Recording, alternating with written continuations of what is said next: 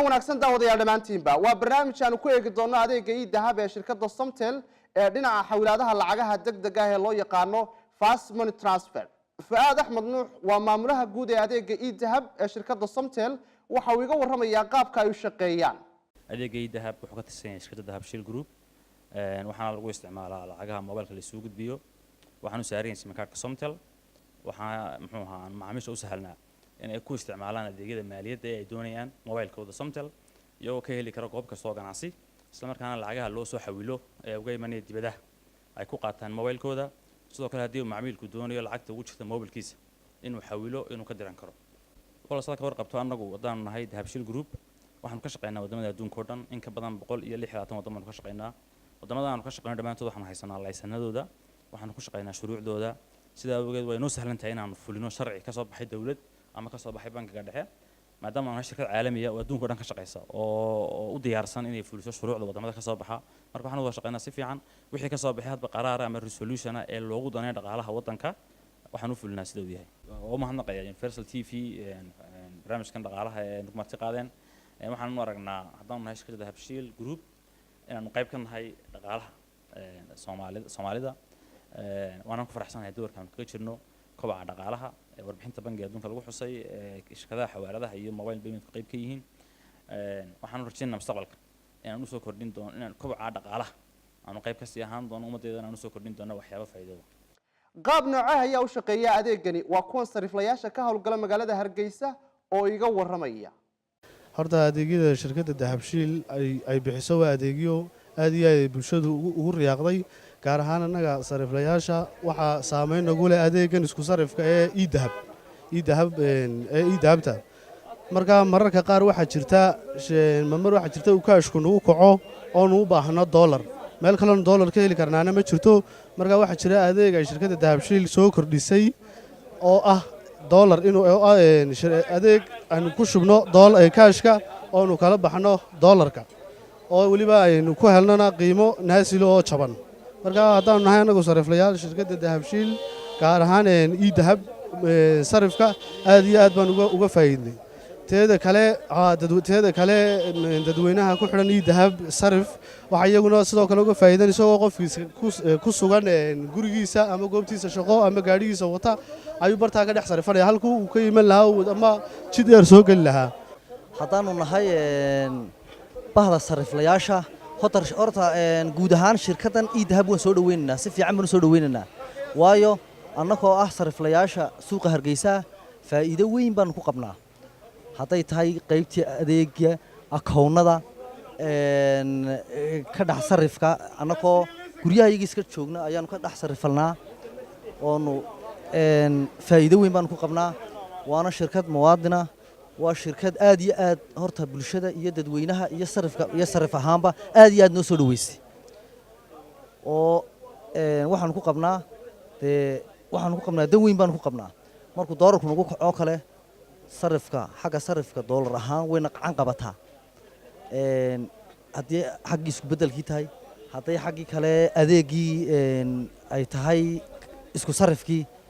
aad iyo aad baan ugu bognay waananu soo dhaweynaynaa aad iyo aadna waanu ugu bognay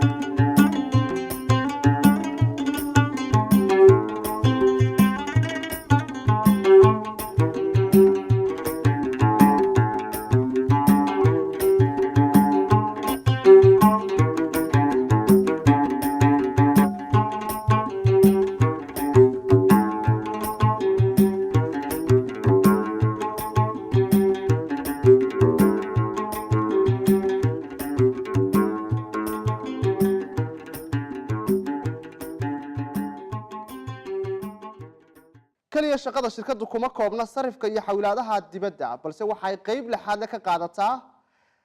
caawimada dadka taagta daran ee ka fog magaalooyinka marka wala adeegyadaas aan qabanaa macaamiisheeda waxa kale oo jira waxyaabaha aan qabanno hay'adaha caalamiga ah waxaan kala shaqeynaa lacagaha inay u qaybinayaan dadka community-ga la caawinayo in mobilka loogu diro taasoo u sahashay macaamiisha halkii markii hore ay ka iman jireen magaalooyinka waaweyn ee gaari soo raaci jireen ee waqti kaga lumi jireen in magaalo yimaadaan ee kharashna kaga bixi jiray hadda waxa suurta gashay in shirkadda Dahabshiil ay u fududeysay macaamiishaas in xarumahooda ama tuulooyinka degan yihiin ama deegaamadooda adeega lacagta loo dirayo loogu diro hay'aduhuna ay wixii ay bixinayaan lacagaha ka soo bixiyaan portal aan leenahay oo online ah oo systemkeeda ku jira oo ay ka soo gaarayaan kombiyuutarradooda runtii taasina waxay qayb weyn ka tahay waxyaabahan u fududeynay hay'adaha caalamiga ah iyadoo shaqaynta naga dhaxaysa sidee bay u arkaan haddaba dadka ka fog magaalooyinku adeegani dahab waa kuwan iyagoo arrimahaasi ka hadlaya wal magacayga waxa la yiraahdaa Iid Cabdi Xandulle Maxamediid baa ku magac dheer marka waxaan kamid ahay dadweynaha tuuladan Boodley marka waxaan kamid ahaa ka faa'iideystayaashii mashruucii taageero dhaqaale oo ay nasiin jirtay hay'adda ARC aad baan ugu mahadnaqaynaa hay'adda ARC waxa kale aan u mahadnaqaynaa shirkadda Dahabshiil ama Somtel oo iyaduna noo fududeysay in ay lacagtu si hawl yar noogu soo dhacdo halkii markii hore ay kharash badan iyo dhib badan nagu qaadan jirtay ay si aad u hawl yar anagoo guryahayaga iska joognaa kaararkii nasiisay shirkadda Dahabshiil haysana ay noogu soo dhacdo aad baan ugu mahadnaqaynaa adeega dahab ee casriga ah magacayga waxa la yiraahdaa Deeqaan Gal Faarax waxaana kamid ahay dadweynaha ku nool magaalada Boodley ee kamid ah ka faa'iideystayaasha mashruucii kamid ahaa hay'adda ARC aad baan u mahadnaqaynaa waxaan u mahadnaqaynaa hay'adii la siisay iyo shirkadda noo fududeysay anagoo guryahayaga joogna Somtel ee noo fududeysay anagoo guryahayaga joogna oo wax dhibihina gaarin guryahayaga noogu keentay maxaatay moobiladayada iyo kaarkayga sidoo kale dadka isticmaalaha bangiga Dahabshiil waxay dhaqdhaqaaqa koodkooda kala socon doonaan adeega dahab sidoo kale waxaa jira macaamiisha ku leh xisaabaha qaybta Dahabshiil ee xawaalada ama ku leh qaybta bangiga Dahabshiil internationalka ee DBI inay xisaabaha uga furan Dahabshiil ka maamuli karaan mobilkooda si sahlan iyagoon u baahanayn yimaadaan laan Dahabshiil ama laan bankiga ah oo xisaabtii ay ku lahaayeen bangiga ama Dahabshiil ay mobilkooda si sahlan uga maamulan karaan waa sidee wada shaqaynta ka dhaxaysa shirkadda Somtel ee dahab iyo banka dhexe ee Somaliland Axmed Xasan Carwa agaasimaha guud ee bankaasi ayaan kala sheekaystay kaalin aad iyo aad u weyn ayay ka qaadatay oo waxaad ogtahay culayska dadka hayay lacagta inay jeebka ku qaataan bay suura galeenin marka sababaha ugu weyn ee shilinka wax lagu iibsan waayay waxay ahayd lacagtii ma qaadi karo kolkii loo sameeyay saadka iyo dahab in lagu shuban karo shilin Somaliland oo dadka maanta aan oran karo qof waliba waa haystaa dadkii saadka haystay intii haysatay yeen cusub oo qaadatayba waxay hawl yaraysay in shilinka wax lagu iibsado oo qofkii telefoonkiisa lacagtii culayskii uu qaadi kari waayay uu ku iibsado ninkii ganacsiga ana accountkiisa lagu shubo marka waxaanu qabnaa in ay tahay doorka ugu weyn maxaan ku raad joogteynta sicir barku inuu meelun horta isku taago sarifkii kor u socday qaybta ugu weyn waxa ka qaatay dahabka aan ka dhignay in shilinka lagu qaado shirkadaha horta cilaaqaad waxa naga dhaxeeya Distoria oo waxa waajib nagu ah inaanu kormeer ku sameeyno oo fayobaarkooda iyo magaranaysaa caafimaad qabkooda dhaqaale inaanu ilaalino ummadda waxaanu qaranka uga wakiilnahay lacagta dadkaasi ay dhigteen iyo maamulka lacageed ay hayaan inay sax tahay inaanu joogteyno marka cilaaqaadka shaqada naga dhaxeeya oo waajib nagu ah anaga inaanu shaqada ka soo baxno iyaguna si fiican bay noo soo dhaweeyaan wixii aanu magaranaysaa uga baahano xiriirka iyagu waa xiriir wanaagsan laakiin waxa dhici karta marka qolo shaqadaadu ay tahay inaad iyagii aad kormeerto waxaa marka qaarkood different ugu soo baxaya laakiin intii aanu meesha joognay wax khilaaf iyo wax diidma ah kalamaanaan kulmin waxay balan noo qaadeen u baajiro oo wali balamadaasi sidii loo hirgelin lahaa aanu ka wada shaqeyno wali mid dhinacayaga iyo dhinacooda toona aan ka dhamaystirayn laakiin wax diidma iyo wax xumaana oo naga dhaxeeya ma jira wanaag iyo magaranaysaa hawraarsan iyo wax walba aan weydiinayba inay aqbalaan laakiin sidii aan u fulayno inuu waqti naga yara qaatay mooyaane wax waliba shaqo wanaagsan baa naga dhaxaysa walaal xamse sadka hor qabto markii bangiga dhexe uu soo rogay in adeega mobilka lagu daro shilinka Dahabshiil haddaan nahay Dahabshiil ama shirkadda Somtel waxaanu ahayn shirkaddii ugu horeysay ee suurta gelisay in la bilaabo adeega shilinka ee mobile paymentka runtii waxaan u arkaa inaan waxaan shirkaddii ugu horreysay bilowday adeegaas isla markaana suurtagelisay inay macaamiishu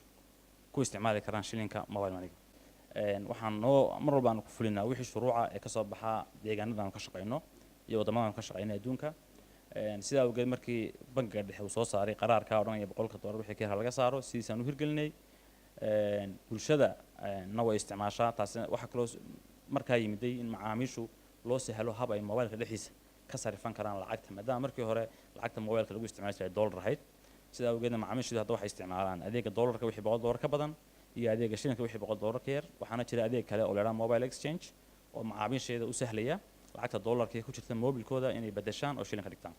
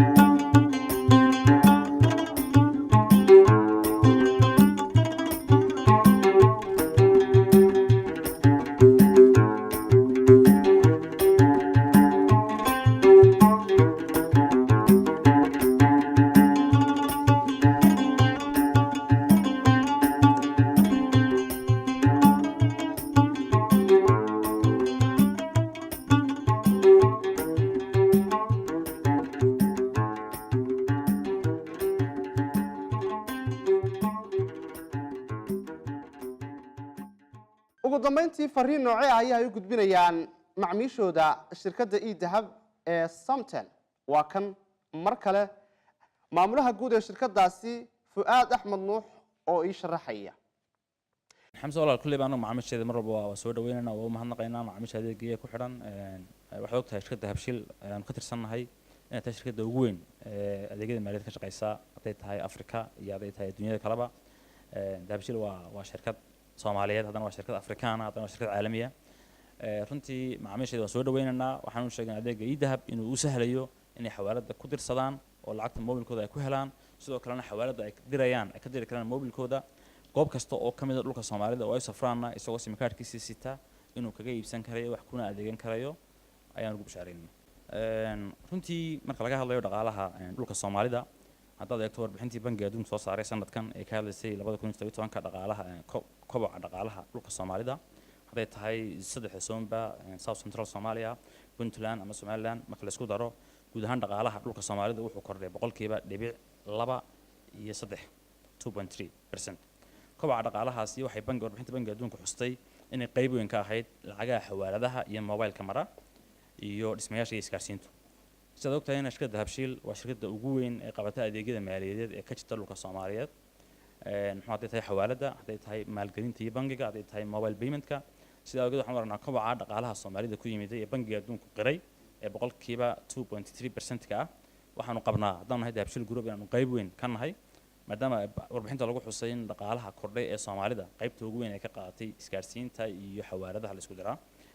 sidaa awgeed waxaan arkaa mobile money-ga iyo guud ahaan adeegyada maaliyadeed ee ka socda dhulka Soomaalida oo tadawur badan sameeyay waxaan arkaa inuu qayb ka yahay koboca dhaqaalaha mana muuqato wax saameyn taban ah oo adeegyada maaliyadda ee wadanka ka socda haddaan dahabshiil group nahay aanu nahay dad qaybta ugu weyn aanu gacanta ku hayno inay wax saameyn toona ku leedahay ma filayo waxay fudeediyaan in dhaqaalihii yaraa ee wadanka yaalay uu dad badan gaadho ama wax kala iibsiga fudaado hadaan tusaale soo qaadanay imka qofka tuulo jooga ee laga yaabo mobilkiisa inay ku jiraan $20 marka uu doonayo in magaaladii weyneed raashin ka soo iibsado ma badeecad halkii hadii uu gaari soo raaco $20 uu kharash ka soo bixin lahaa nooliya ee uu magaalada ka iibsan lahaa alaabtii uu doonayay ee uu haddana nooli kala dib u raaci lahaa ee laga yaabo lahaa inuu magaalada dhexdeeda ku isticmaalo kharash chief ama cunto hadda waxa u sahlan in mobile money-ga uu ka soo diro lacagta $20 ahayd isagoo jooga tuuladiisii dabeetana uu soo diro magaalada uu doonayo inuu ka adeegto meherad ku taala meheradina ay raashinkii ama alaabtii uu ka iibsanayay ugu dirto gaariga u baxaya tuuladaas sidaa ogeed waxaan odhan karnaa marka dhinaca laga eego mobile paymentku wuxuu sahlay isu gudbinta dhaqaalaha wuxuuna yareeyay kharashkii ku dhacay qofka sidaa ogeed waxaan odhan karnaa dhaqaalaha waaba kordhiyay waxa ka mudhiya intaasi waxaan ku soo koobaynaa barnaamijkii gaarka ahaa ee aanu ku eegaynay adeega e-dahab ee shirkadda Somtel barnaamijkan gaarka waxa idin la socodsiinaya anigoo Xamse Cilmiya intaanu barnaamijkan mid la mid ah hawada dib ugu kulmi doono waxaan idinkaga tagaynaa nabadgelyo